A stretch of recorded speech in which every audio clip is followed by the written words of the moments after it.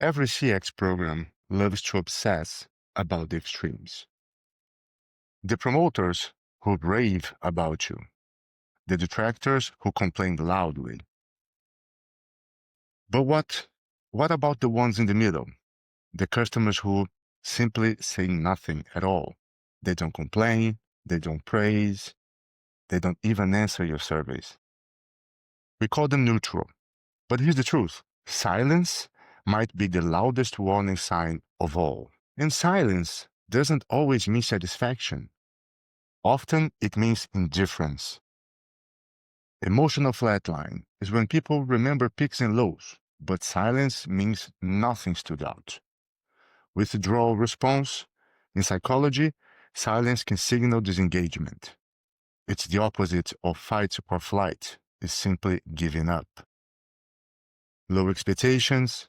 When customers stop complaining, it may be because they no longer believe it will change anything. A complaint means they still care. Silence often means they already left you in their minds. But if this is something so dangerous for companies, why do they ignore the silent mode?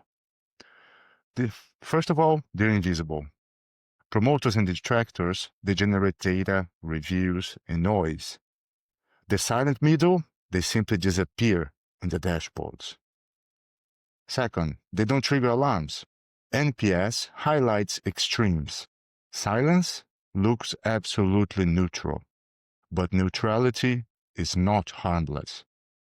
And third, it's comforting. Leaders prefer to believe that no news is good news. But in reality, no news often means you are absolutely forgettable. So, how do you listen to these silent customers? How do you become aware of them? If you really want to catch silent churn before it happens, you need to listen differently. Here are some concrete actions that you can take. 1. Track engagement, not just feedback. 2. Measure absence of advocacy. 3. Monitor quiet quitting signals. 4. Close the loop with the quiet ones. 5. Design memory anchors. 6. Ask different questions. Instead of, how satisfied are you? What would you miss if we disappear tomorrow? When was the last time we made you smile? I know that these are very different kinds of questions to ask, but they can actually give you very powerful insights. And 7. Segment silence. Not all quiet customers are the same. Some are content but passive. Others are halfway out the door. Build predictive models to distinguish between the two.